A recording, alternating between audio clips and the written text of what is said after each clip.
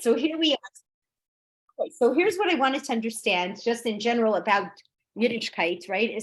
It's funny. I went to this chasana. Okay, it was amazing. I went to Martin Levin's, Yoni's chasana. It was so beautiful, and it was at the very nice place where my son had his chasana. But when I was there, I never got a chance to really taste the food or do anything. You know, like when it's your wedding, you're all over the place and they're taking pictures and you're missing all the good stuff.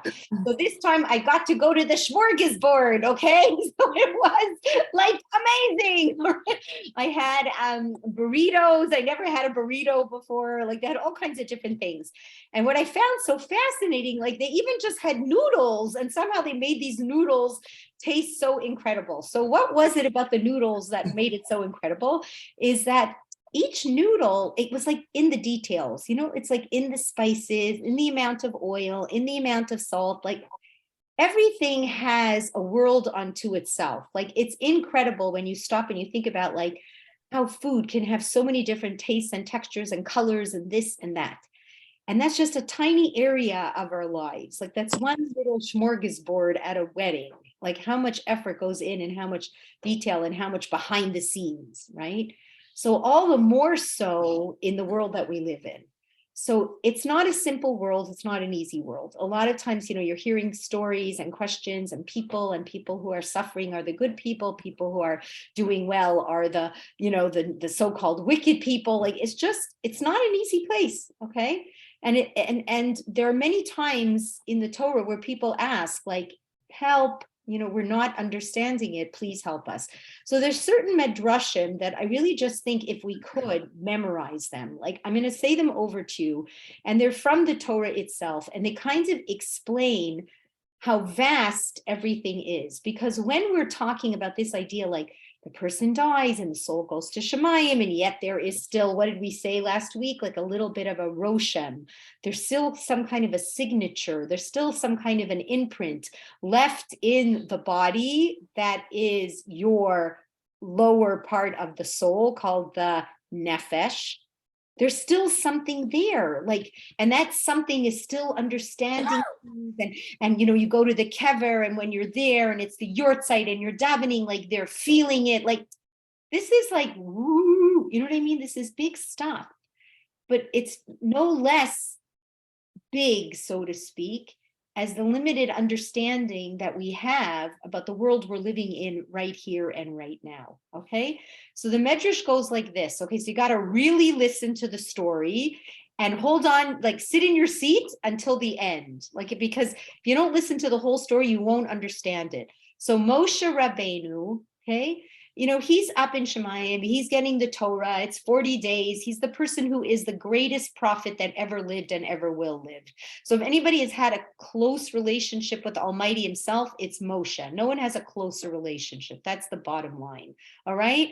So he's witnessing with his own eyes, like he's seeing these ironies in life. So he says to Hashem, like, let me know, like, please give me an understanding. Why is it that the tzaddik seems to suffer so much and the Rasha seems to prosper and justice does not seem to be just?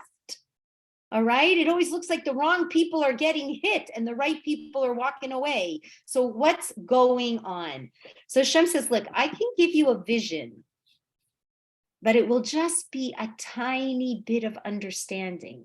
Like I can try to help you. So I'm going to give you this to see. Okay, so he's giving him a piece of the world to see. All right. So Moshe's looking and he sees, what does he see? Like a crazy thing. He sees a soldier riding in a forest. The soldier sees like a pool of water that's good for drinking. He gets off of his horse. Okay, this is what Moshe's watching, true story. The soldier bends down, he takes a drink. And as he's drinking, he had in his pocket, it's like his wallet falls out, his pouch. You know, he's got a money pouch, and the money pouch falls out, and it was full of golden coins. All right. And he does not see it. He's totally oblivious. So he gets back onto his horse and off he goes. Okay. So like, all right, what's that? You know, then Moshe sees a 12-year-old boy come to the same spot, walking along, comes to the same spot, looks down and can't believe he found a wallet. no name, no nothing in it, full of gold coins. It's his lucky day. He runs off, he runs home to show, tell his family, look what he found, look what he found. Okay. And then an older gentleman comes, okay, an older guy. He takes a little drink from the water. He lays down next to the tree and he falls asleep. Meanwhile, what happens? The soldier finally realizes, oh my gosh, I lost my money. I can't believe it. I lost my pouch. Oh my gosh, I got to retrace my steps. Okay. So he runs back on his horse to the exact same spot in the forest. He sees this old man sleeping there, right where he lost his wallet. He gives him a good kick. He says, get up. And the old man gets up and he's like very startled. He says, okay, give me my wallet. I know you took my wallet. It couldn't be that there's anybody else who came. I came back pretty quickly. You stole my wallet. The guy's like, I don't know what you're talking about, buddy. I have no idea. Starts hitting him and hitting him. And kills him. Brutally kills him. And the vision evaporates. And Hashem says to Moshe, now that's justice. Whoa. Whoa. Like Moshe's like, what did you just say? And Hashem says, now that's justice. And Moshe's like, Hashem, I'm so sorry. I don't understand a thing. Nothing. I don't see anything in that story. I don't understand it. It doesn't make sense to me. I don't get it. So Hashem says, okay, so I'll show you the story 10 years prior. Okay, you listening? So 10 years prior, now you're looking at the show. He's showing him a second vision that happened before this vision. It's 10 years before this. Okay. So in the forest, there's a beautiful clearing. Okay. And this nice man, he's walking with his 2-year-old toddler. All right. Like doody doody doody doody doo. Innocent, doesn't know anything. And suddenly a bandit jumps out from a tree, knocks this nice guy over, beats him to a pulp and kills him, and takes his pouch with money in it. And he starts to hear a noise, because what was the noise? While this whole thing was happening, there was this young soldier sitting on a horse, watching this entire thing happen, and doesn't even come forward to help this man. He's just watching what's happening, right? The bandit gets startled and he just runs. And as he's running, he drops his pouch with all the money in it, okay, that he had just robbed from this man that he killed. So the soldier watches that whole story. The soldier swoops in as the bandit left, picks up the wallet, and rides off into the sunset. And somehow this little 2-year-old wanders back home. And now the vision poofs. And Hashem says, do you see my justice, Moshe? And Moshe's like, I still don't understand. So then Hashem says, so let me explain. So he says, the soldier in the story who lost his wallet 10 years later was that same soldier who watched this whole event. The little boy who found the money was now 12 years old. He was the 2-year-old that should have got that money from the get-go. That was his Yerusha from his father. The bandit who jumped out of the tree was now the old man who was sleeping against the tree. And the soldier who should have just killed the bandit to begin with finally gave him his just desserts. Do you see what's going on? Why? So the story of our lives, like it's such a complicated reality, but justice is only in Hashem's hands because he's the only one who could see what? The past, the future, the present, all at the same time. Mm-hmm. It's a really, so we don't always understand, like, why is this happening and this is going that way? So there's another story, another medrash, like these are true thoughts, they're true realities. So Hashem said to Moshe, like, what am I able to show you? Just the tip of the iceberg. What does that expression mean? When people say, oh, that's just the tip of the iceberg. What does that mean? It means we only see a little bit, but there's a huge story below. A huge story below, right? That's how like the Titanic fell, right? They saw a little tip of an iceberg and they smashed in to this giant reality. So this is like, it's our lives. So we're kind of living, we're only seeing that little tip. Like that's all we have that we can really rely on. And so what do we have to believe? What do we have to believe?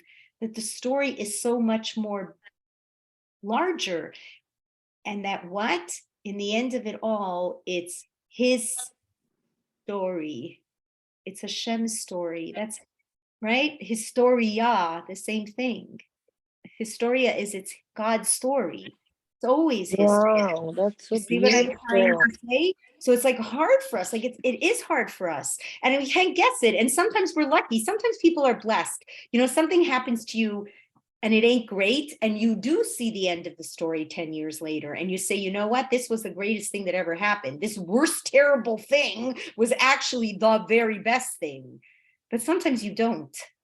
And sometimes, like, people who survived the Holocaust, even if, okay, they rebuilt and they had a second family and blah, blah, blah, that didn't make up for the first family. Do you know what I'm trying to say? Absolutely. Right? And so they would have to wait, like, regardless, they all have to wait. When they get to Olam Haba, like, it's going to be boing. You know what? You know what that boing is? When the brothers were standing in front of Yosef, okay? And like, they don't get what's going on here. Like, they know this is some kind of a punishment. They said it. Like, they said, we deserve this. We didn't listen to, Yosef when he was crying out to us. We ignored him. Everything that's happening to us is what we did to him. We're being thrown in prison. We're being asked to be slaves. Everything we did to him is now happening to us. But it was still such a confusing scenario. Like, who is this viceroy of Egypt to go after us? Who is he? Why is he doing this? And when did the clarity come? Ani Yosef. Those two words, it all made sense. So when we pass on, words you're going to hear, the first two words you'll hear, Anochi Hashem. And it will all make sense. I will die the second time. I think we're all going to. But you see what's going on here? It's like such an incredible reality. So now I just want to give you one more. Like, there's another beautiful story, and they're very important for us to remember them because they seem so like, it's just like you can't understand it. The here and the now was based from 10 years before. Do you see what I'm saying? So you're like, why is this happening to me? 10 years before, 20 years before, a life before, a Gilgul before. Do you know what I'm saying? Like, why is it happening to you? It's a huge story behind here. You're just the tip of the iceberg. Do you see what's going on? It's like really, to me, it's like it just blows your mind. Okay, so here, let me find what else I wanted to tell you. Okay, now, all right. Quick question. Yes, please. If we do tshuva, then we don't get that second part because we've already reversed the first part. I would If there's assume so. negativity. Yeah, yes, definitely. Definitely. Really? Like, obviously, look, this bandit, I mean, I'm not sure what the tshuva is for murdering someone. So this one I can't say so easily. It doesn't mean you wouldn't die. It could be you have to die for it anyway. Do you know what I mean? But maybe you don't get the Gehenim of the next world. Do you know what I'm trying to say? If everybody in this story, right, had a different reality. First of all, the question is very interesting. They show you, you kind of find out like the old man, why he got it, but you have no idea what happened to the dad. Why was the dad the one who had to be murdered? You know what I'm saying? Like, there's so many more. So then what? Hashem has to show you another vision, who this father was. Do you see what's going on? It's like, it's just like layer upon layer upon layer upon layer upon layer. That's, I think, all of our lives. Like it's a layered life. Why did I have to get this child? Why did I have to get this husband? Why did I have to have this boss? Why did I have to, do you know what I mean? It's like just layered. It's so layered. You could see what it means by the tip of the iceberg. All right. So in the end, right? In the end of all of this, what do you like? What's Hashem trying to show Moshe? Ein od milvado. There is nobody else but me. Nothing is happening randomly. Do you know what I mean? This guy losing his wallet, this one finding the wallet, this one getting the money, this one losing the money. This is not random. Okay, it's not, that's what we're trying to bring out here. And what do you need when things are not random? Then you need to say that. Ein od milvado. Moment by moment, Hashem is saying, I am in control. I know what I'm doing. I know where I'm leading each and every one of you. I know what you need, and you need what you know what I mean? You need, I know what I have, and I, whatever, you need what you have, or whatever the expression goes. You know what I mean? This is what Hashem is trying to point out to every single person. So there was a great rabbi, his name was Rabbi Yehoshua ben Levi, and he fasted for days and days. He prayed to Hashem, please, please give me an opportunity, right, to gaze on Eliyahu Hanavi. So there were many rabbis, like they would say, the Vilna Gaon, people, great rabbis who would actually, they would be learning with Eliyahu Hanavi. How is it that they were so phenomenal geniuses and could see such great depths? It said Eliyahu Hanavi is someone who never died. It really is Pinchas, right? He becomes Eliyahu, and Hashem says, I will give you missions. Eliyahu Hanavi, they say, does these missions that help us do this, do that, that works within the system of the world and what we need. They'll say sometimes, like, people would be praying and praying, please, my children are sick, and somehow this, they knock at the door and there's a man standing there with exactly the medication that they need, and he says, I heard you crying, take this medication, and then he's gone. Right? Yeah, I saw Eliyahu Nabi too. Could be you did. Yeah, the action. So yeah, in action, like where a miracle happens, where somebody comes and poof, like, yeah, I believe you 100%. Okay. Yeah. So this rabbi, he's begging Eliyahu Hanavi, come, like, I please Hashem, let him appear in front of me. So guess what? He fasted, he davened, he was a tzaddik, and Hashem grants him. Okay, true story. So then he says to Eliyahu Hanavi, please, let me journey with you. I want to go with you where you go. Take me to your rounds, like when a nurse has rounds and has to go to different people and do good things. So take me on your rounds. So he says like this, I will take you on my rounds, but know one thing. You can't talk. You have to be accepting, because what you are about to see is going to drive you crazy. You're going to be thinking, I am doing everything upside down. You're going to be thinking I'm doing everything upside down. If you nudge me too much and I end up answering your questions, then I will leave after I answer, and you won't be able to go with me anymore. I disconnect you. I disconnect. Okay. I'll answer you once, but then that's it. Okay. Fine. He begs and please, I'll do it. I'll control myself. I just want to watch. I just want to be with you. Okay, fine. I want to get the wisdom. I want to get the understanding. All right. Now, and he says to him, I'm telling you now, it's going to be extremely hard for you to comprehend. It's not that you'll just watch me and you'll get it. Okay. Still, I don't care. I'm coming. I'll be quiet. Please let me come. Okay. So they go together. So they're walking together, Eliyahu looks like a normal person. He looks like a normal person. They don't look like they have a lot of money, and they need a place to stay. We have to appreciate, like, once upon a time, there wasn't a million motels and hotels and all this stuff that we have today. Like, if you went on a journey, you really needed people to take you in, right? Or you starve or you freeze. So it, you know what I mean? It makes sense here. Okay, so they come into this area, and it's a very, like, broken down shack, and there's an older gentleman and an older woman, and they support themselves with a cow. Okay, they support themselves with a cow, and they see them coming on the road, and they run out to greet them, and they say, oh, please, you look like you're travelers. You may need a place to stay. You may need some food. Please, we'd love to have you come in, and we'd love to have you join us. Please come, please.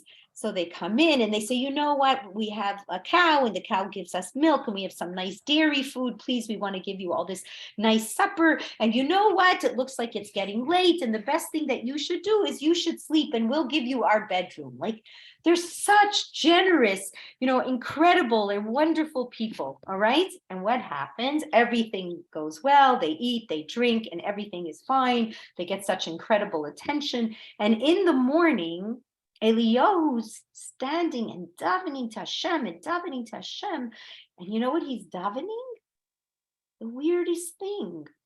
Like, this Rabbi Yeshua Levi, he's hearing Eliyahu say, please Hashem, take a shochet and kill the cow. Make the cow die. The cow shouldn't live.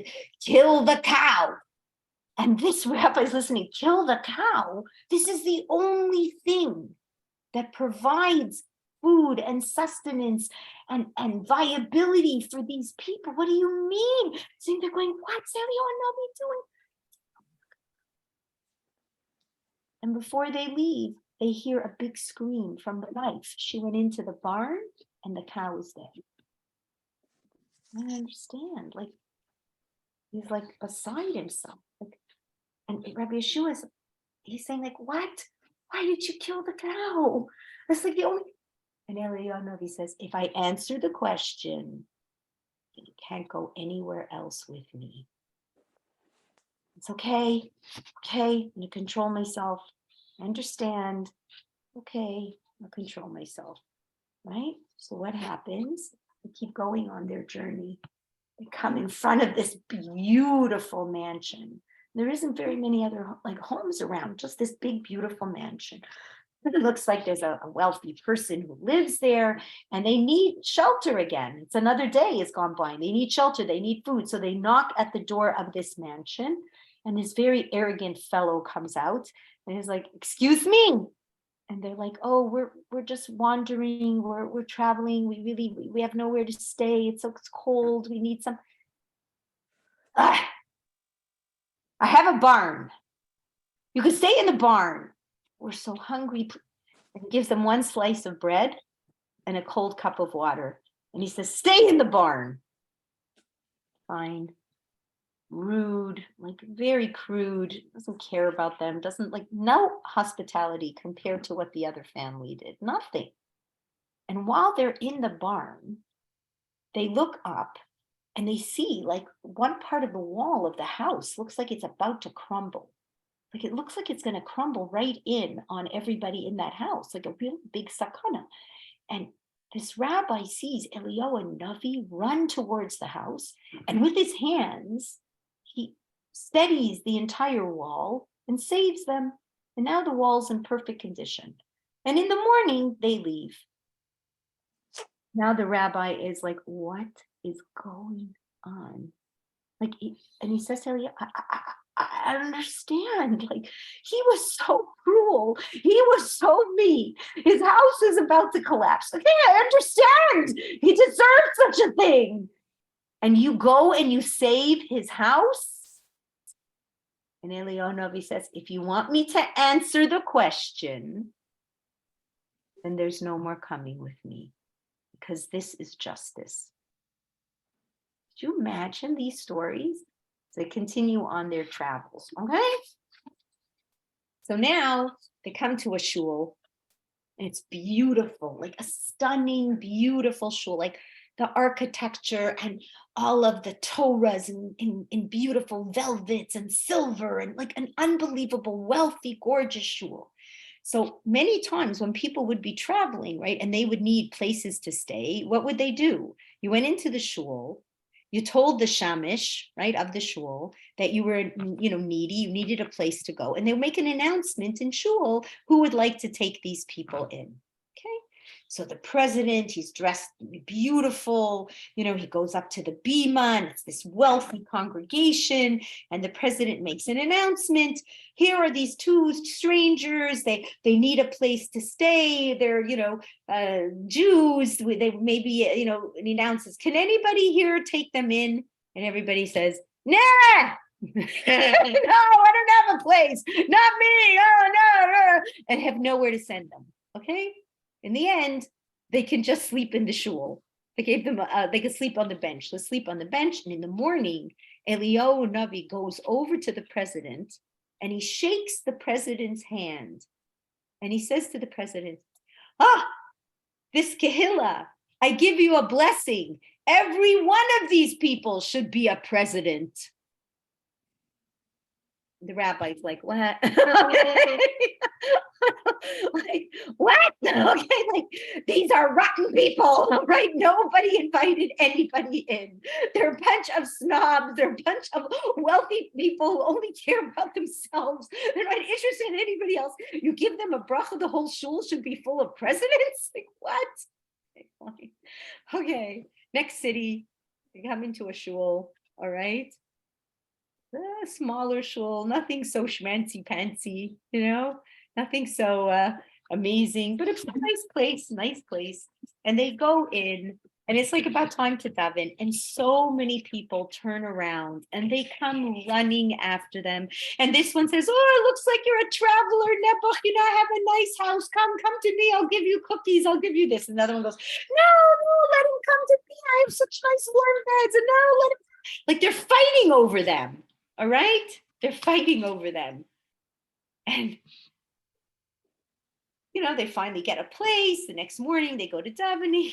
Eliyahu Navi goes over to the president of the shul. He shakes his hand. He says, I give you a bracha. There should only be one president in this shul. Okay, that's it. Okay, that's it. The rabbi had it. Okay, the rabbi absolutely had it. He said, I don't care if you don't take me on any more stories. I need to know what's going on. I can't understand anything that you did, Eliyahu Navi. Can't understand anything. The people who were so good, they don't seem to get the bracha. The people who are so nasty, they seem to get brachas. So please, Eliyahu Navi, I can't take it anymore. I really can't. I have to understand how this works, okay? So let's go back to the first story.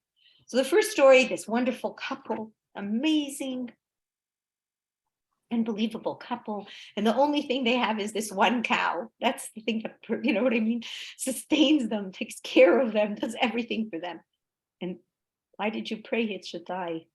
So Eliyahu Navi said, they prayed it should die because the Malach HaMavis was coming to take the wife. Wow. So I asked Hashem, please Hashem have Rahmanis on this couple. There's some kind of tsar that has to come here. There's some kind of a punishment that has to come. But let it be on the cow and not on the woman. And Hashem answered my prayers. I went to the rich man's house. You're right.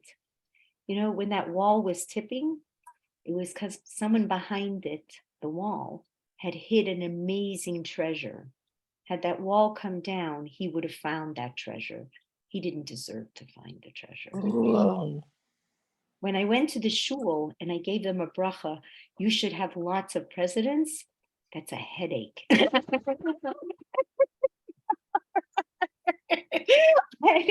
I actually gave them like a klala. First. Yeah, it's an amish. But he said, because if you have too many presidents, what's the problem? Too many cooks spoil the broth. Too many chiefs, not enough Indians. All right.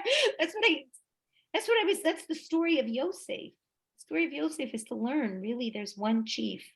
And you have to merit to be the Indian. You know what I mean? You have to merit to be able to follow a person. You need leaders, but not everybody is that same leader. You're all leader of yourself, but not everybody can be leader of the entire community. And if you have too many, then it's a huge fight. And when I went to the shul, that was such a good shul, I gave them a bracha of peace. You should have one president that everybody recognizes. That's a great leader that will lead you all. And they will not have a machloket. Right, and they will not have a machloket. So, these things are like, but this is the story of our lives. Do you know what I mean? And sometimes we ask ourselves, why can't I have this? Or why can't I be this? Or why not me? Or why this? Or why that? And really, Hashem is telling you, you're just seeing such a tip of the iceberg that you wouldn't want it any other way. If I would turn, that's why they say, it's very interesting. What do they call the world to come? Olam hahafuch, because everything will turn upside down, right? Just like when you're listening to these stories. Then when it says, Anochi Hashem, I am God, and then he's going to show you your life and he's going to show you all the realities in it that he created. You're going to say, oh, Ani Yosef. Now all the puzzle pieces will fit together. You just have to have patience, right? Sometimes we can merit that we'll see them in this world, but sometimes we won't. So what's the bracha? Hashem saying, stick to the program, like stick to it. Trust me, ein od milvado. It's going to work out. So to me, I thought this stuff was so beautiful. And I really I'm trying in my own head, that we should try to remember these stories, right? That we should be able to remember them, right? Okay, beautiful. So let me see. Okay. Let me see. Okay, he disappears. Okay, so from all these midrashim, the most important lesson that you have to learn from these stories is something very important. Hashem's justice is based on what? Think. From the stories, what do you really learn? That where's Hashem's justice always? Go back, trace the stories, and where is Hashem's justice focused on? On exactly what you need. Exactly what you need because of exactly what? Of the circle. Exactly of who you are and what you did. All right. So understand very carefully that Hashem's justice is based on your actions. That's a very important point. And his justice is much greater than, let's say, what we would say a secular justice is. So let's say, a guy robs a store. All right. So he goes to jail and he, sits there for 10 years because of robbery. But really, there was a lot in the story that never gets justice, so to speak. Like what?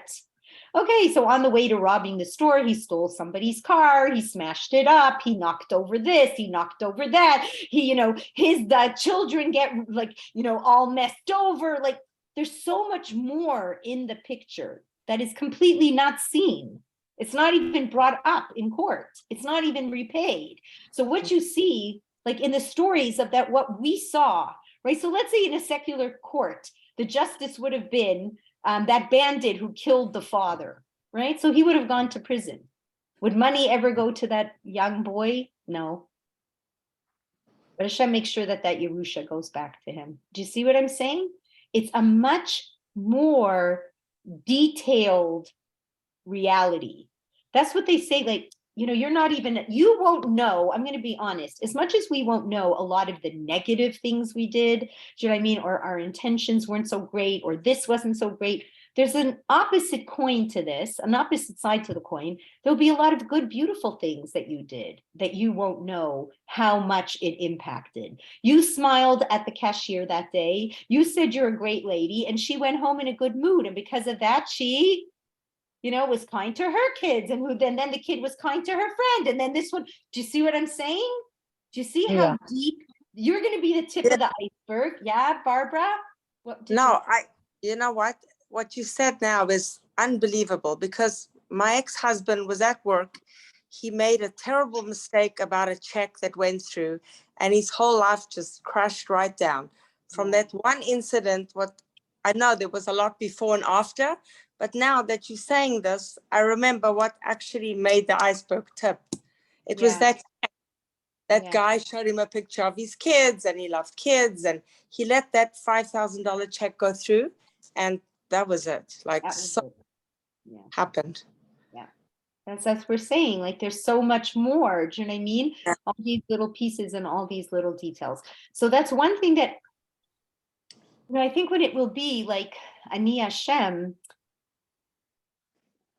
You might be able, it's I think as scary as it was for the brothers, if you stop and you think about it, Ani Yosef, it was overwhelming, but it finally made sense.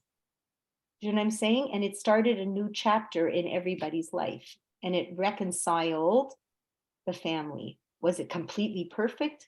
Maybe not completely perfect, but definitely a new beginning and a much better one. So I think that's kind of your olam ha'emes. That's why it's called the olam of truth, right? The olam ha'emes. That's what will happen. So, you'll be able to look back and a lot of the things that probably pained us a lot, people, all of us. There isn't a person here who doesn't have a piece of suffering inside of them, right? If it isn't the kids, it's this, it's that, your mental health, your physical health, your this health, your that health, like so many pieces to the puzzle, right? But when we're going to finally get that little Ani Hashem, and this all did make sense. You could imagine the joy for the neshama, like, just for a second, like the joy of clarity, right? The joy of understanding. It's like unbelievable. Okay, so this I think is a very important reality for us to understand. Okay, so in other words, everything will fit the crime. There won't be any unjust, consequences. The consequences will fit exactly the way it was meant. So when we looked at the way consequences would fit, so let's just quickly, we'll do a little bit of review and review even the halachas. So what did we say? We said the more that the person is tied to the physical, the harder it is for the body and the soul to separate. And we have to appreciate that. And really that makes a lot of sense. Everybody can agree with that.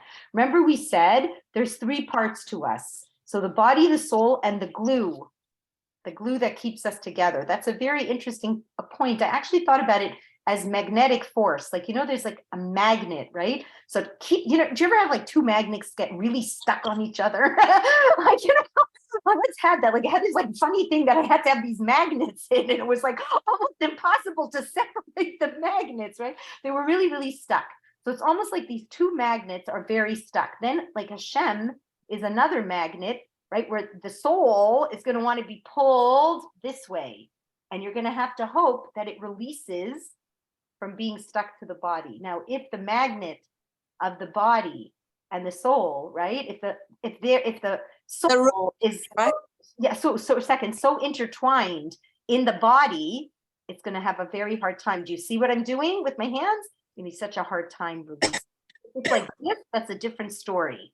If it was the soul was the leader, he understood what the body was, he harnessed the body and they worked together, that's one thing. But if you go like this with everybody, that's another story, right? That's going to be a much harder pull. And not only will it be a much harder pull, what did we say? Very interesting. We said it's like fleece with thorns in it. When you want to pull out the thorns or pull the fleece, what happens? Pieces are stuck. So what's going to be, we said that the body will have a little bit of nefesh left in it, a little bit of an impression, right? So we said that's why the Torah tells you people's bones don't disintegrate. There still is a part of the body, like, even when, no matter who you are, that skeleton, right? So it says if there wasn't this little bit of nefesh left in the bones, even the skeleton would be left. Nothing would be left. It's very interesting. Really? That's what it says. Very interesting. Oh. But the more you're in your body, the more of that nefesh, like more of that life force, lower life force is imprinted. And that makes it much harder to move on to the world to come. And that body, that element of you has it very hard. Like that's the part that gets very confused, keeps going back and forth to the house, even after 30 days, it's like having a hard time transitioning into the next world, right? So it's just interesting. So Barb, you had something you wanted to say, so say what you want to say, and then I'm gonna say some other things, okay? No, I just said it was the ruach. The in-between thing is the ruach. In No, between. not really. They say it's like, it's not. It's interesting. In between, you're right that the soul has a part called the ruach, but there's actually something like, they say almost like a glue, almost like a force that's keeping body and soul together, because really body and soul are 2 opposing factors. They wouldn't want to be together. They're the antithesis of each other, right? Soul is like part of Hashem, body is like from the earth, very, very different. Okay, but there is a third part called ruach. You are right. Like when you're talking about what the soul is composed of. Okay, beautiful. All right. So what did we say here? Okay. So now let me just move a little forward. Okay. Okay, so there is a question, right? There's a question and there's a lot of different, there's 3 different answers to the question, okay? Very important question. What is the question? And a lot of people want to know it. How long does a neshama know what's going on in this world? Okay, very big question. So how long does a neshama know what's going on in this world? So they say the most clarity that a soul has of what's going on in this world, even after you've passed away. So let's say, like we talked about, like when you're on the table and you're in the Chevra Kadisha, your body is there and it has not been buried yet, still very aware. Okay, so the I body think till is, 1 month, I think. yes, Closing. so very aware. Okay, it's very aware. Therefore, like the way you handle it, remember we said if a person passed on and they had their limbs are hanging off the bed, you would put it onto the bed, right? You would make sure the body is comfortable. You would close the eyelids. Like they're aware of what's going on. All right, they have an understanding. And you ask for mechila. You know, if you touch it the wrong way, they say, right, even pretty aware during during the shiva. Remember we said very aware during the shiva. They keep trying to go back home, that when you're sitting shiva, they're actually sitting with you. People, when they come into the room, what are they supposed to talk about? Who remembers? Who should you, Oh, what should only you, if they talk to you, the mourners. right, but what should you be talking about? What should the conversation revolve around? To That make Good thing. person That good who's things of Only the, lelamed yes, zchut. yes, beautiful. Only things that are good in the schus of the person, like the legacy they left, the inspiration, what they taught you. And that's when you go in, that's what you ask the person who's sitting shiva. Tell me a little bit about your dad. Tell me about your booby. Tell me about, that's what you want. You want to ask them that, and they need that. That's a comfort to them, right? Like, because there's, what happened to me? Like, you know, so you passed on, you did this, don't worry about it. You're going into another world. Do you see what's going on? So you're actually giving them a lot of comfort. Okay. So remember, why did we say you should cover your mirrors? Does anybody remember why you should cover your mirrors? They So can that- see. They can see. Okay, it's Okay. interesting.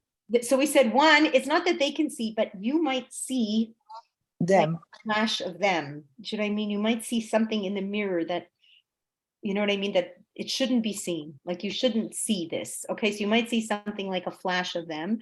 You don't daven in front of mirrors, right? And you shouldn't have the joy. Like now it's a sad time. It's not time that people looking, you know, how they're dressed and what they're wearing. And this is not a shiva house. Like it's not, right, the way you would want it to be.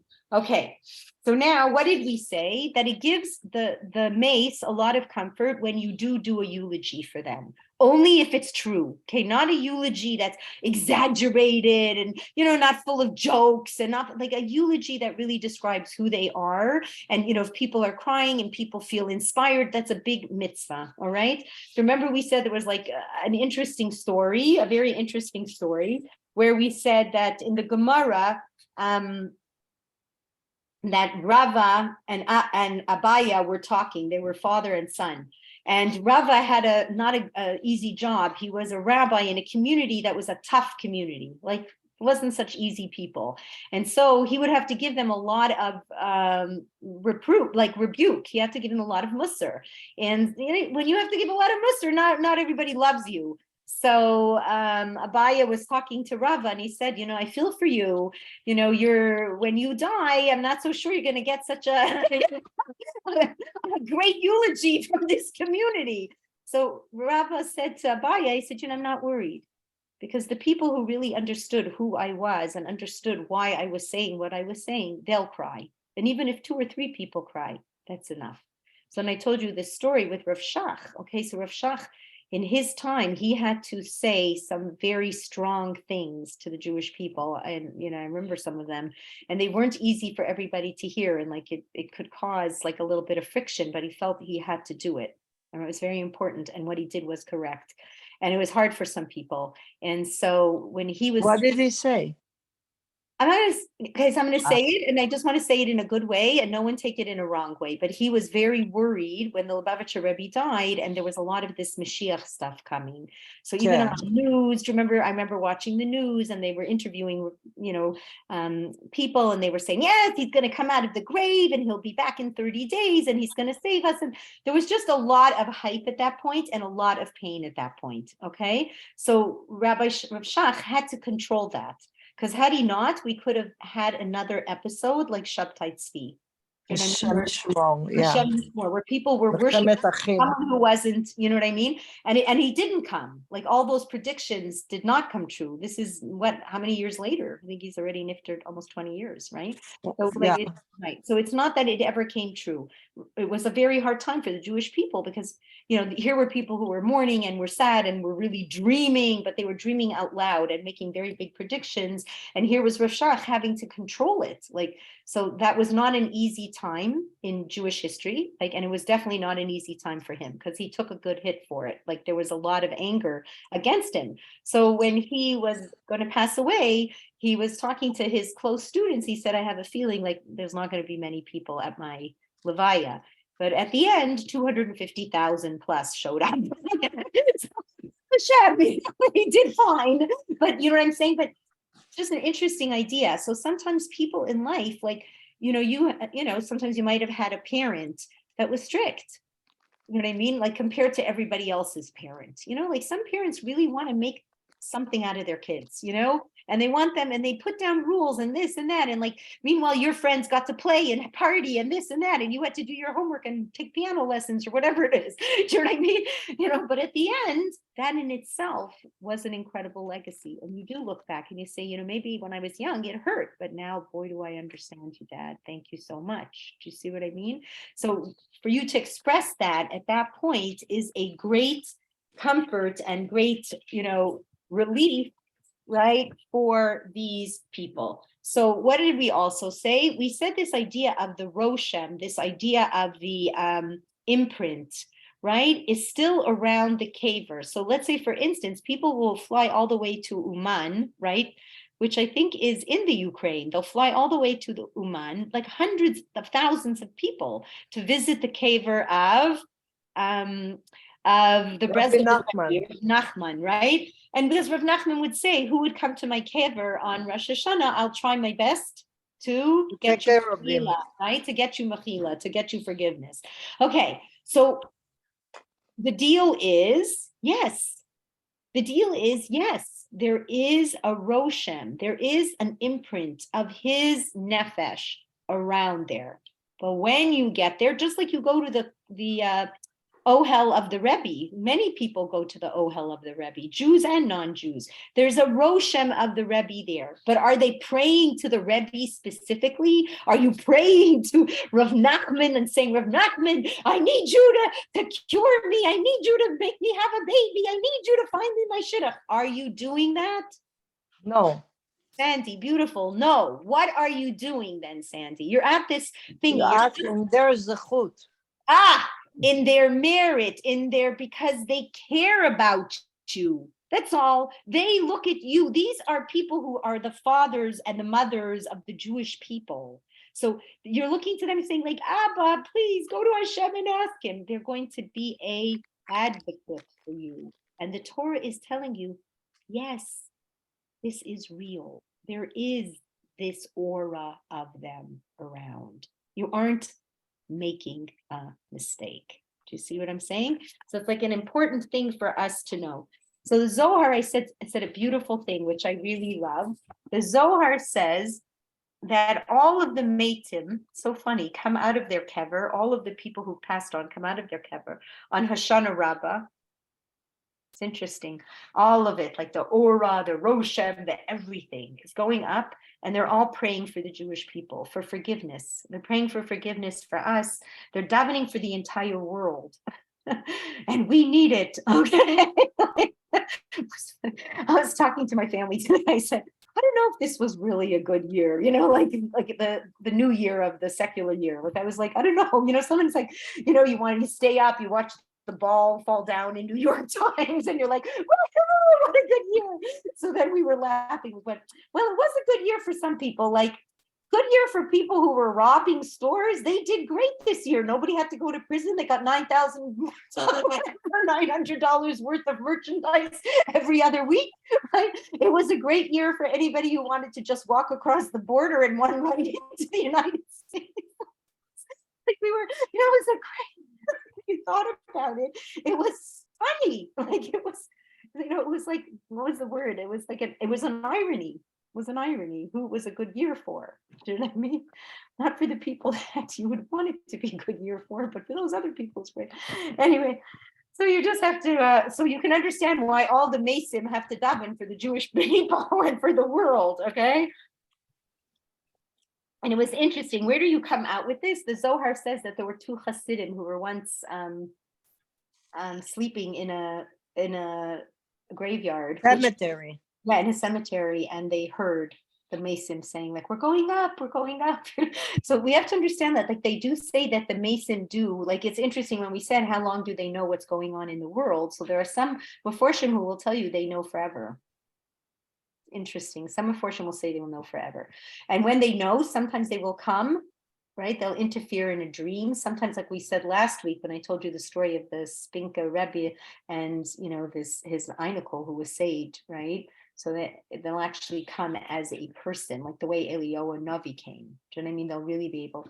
But this, they say, is extremely, extremely, extremely, extremely difficult. It's not something that the neshama wants to do. It's not that they want to leave Olam Haba to come. Like you can imagine, the magnetic pole does not want to come into this world to do those kinds of things. Can I tell you that I think my father came into Rabbi Michalowicz? Yeah, I once Maybe in spoke. some ways to speak to you. That's Yes. Rosh Hashanah. When he approached me, he Yeah, that's got the- into him and spoke from his mouth to me. Yes, that could 100% be. They could, I'm sure, like manipulate and daven. You know what I mean? That you should meet the right person at the right time, and To and save. then, to If they save you. save Yeah. Hashem, give them opportunity. Yeah, I'm sure if they're like really praying, incredibly Yeah, hard. because There's a it's lot of people who critical. will It's say, yes. critical. Sometimes. You remember? it's I remember critical. once. I remember, like, people will come, they'll save you. It doesn't make any sense. He once told an amazing story, Mayor Belovsky, where he, in Eretz Yisrael, like right sometimes in the ocean, there's these things that can pull you in, right? Yes. Right? Like, what are those called? Like whirlpools. It's not a Correct. joke. So he was like in the water, he was drowning. He knew he was drowning, and his wife was standing like on a cliff. She couldn't come to get him, and he's screaming and she's screaming and help, help. And then suddenly this man appeared. He pulled him out. He was laying there, and the man disappeared. That's right. His father was nifter when he was a very young boy. His mother was left a widow, very young, with 3 young kids. I'm being honest. Who Of knows course. about his father? Like, there was only so much that everyone could take. Do you know what I mean? Who saved him or sent someone to save him? So there's many realities here. You know what? It's funny. Like it says, like really actually says, like your parents feel very good. We said this last week, I'm just reviewing it. Your parents feel very good when you daven to them and you ask them to help you. Because there's not much for them to do now. This is a great mitzvah you're giving them an opportunity, right? That's what we said life is, opportunity. Speak to them, right? And then like Talia was telling me, like I was telling you also, like you should even say to them, speak, help me, and I wish you a lechteke Gan Eden. Like I hope Go to Kisei Kavod. Go to the Kisei Kavod, but I also wish for you. Like you want to keep davening for them. Like you should be going higher and higher, and you should be having a beautiful Olam Haba. And like these are really, like, it's not like it's over. In fact, I really want to ask a shaila. I don't know if anyone knows the answer to this, or you want to find a rabbi. Ask my husband. He's not 100% sure. But once my parents died, in benching, that you say, you bench like, OC and Baali and Zari, and it says Imi and Obi. And I was thinking about it because we're learning so much that these neshamas are still very alive. I'm wondering if when you make that bracha and benching, even if your parents passed on, can you still bench your parents? You can say Alehem Shalom to specify. You say that? Is that what you do? Zichronam livracha. Do you do that? Or me? That's a nice we do. We do. When we light candles, we also say so Leilui Nishmat Imi. Okay, it takes a Sephardi Chachama to know the answer. Okay. Yeah, we say Leilui Nishmat Aviv. Okay, beautiful. So that's what you do. Do you do that in benching? like Esther, and when you light the candles, you say Avi, Ami, like this is the Yes, Bracha. absolutely. I light candles for them, on their behalf for them. They're ner leilui nishmat avi But ve'imi. let's say not Ilui Nishmat. I'm saying when you're just lighting your Shabbat candles, you know, you make a bracha, like you say for your children. Anybody have Yes. any idea what I'm talking about? Yes. Yes, So I do. Sandy, yeah. So you do it there too. Yes. Okay, so it's interesting to know. So I was talking to my husband, and my daughter was there, and she was in seminary. So she was in seminary in her rabbi's house for Shabbos, right? And the rabbi was doing the benching, and he didn't say, for his deceased parents, but you heard the wife say it, like Imi, So he, after benching, he turned to his wife. He said, your parents passed away. And she said, no, they're still alive in the world to come. Yeah. Wow. That's so beautiful. I don't think there's a part of this story, but that's a nice idea. The idea that you say, Aleva Shalom, or you say Zechronim Levracha, you know what I mean? Like, even though Yeah. they So they don't think you're a mishuga, that that you're you not know what Meshuga. you're That's talking about. a very beautiful And idea. the Okay. people don't talk Lashon Hara about you. So look at this crazy one. Okay. So this is a very beautiful idea. So it's interesting. They do say, I'm just going to end with this, times that you don't go to visit your parents. Okay. Like, do not go to visit your parents. Okay. Rav Chaim Vital tells you, don't go on Shabbos. Don't go on Rosh Chodesh. Don't go on Yantif. Why? Because they're up in Shemayim. Everybody is a guest on those days. That's such a nice idea. What they are, where they are? This, like Yantif, Rosh Chodesh, you don't have to go, because on those days, all the Meitim, everybody, all their auras, everyone is invited upstairs. Such a nice idea. So the best times to go are the times like Erev Rosh Chodesh is like a Yom Kippur Katan, right? Those are the days that you're looking to do tshuva. Those days are good times. You know what I mean? During Elul, during the Aseres Yemei Tshuva, these days where you're really looking for improvement. And of course, on their yurt site. They say that they look forward to seeing you. Like they look forward to that visit. It's an interesting idea.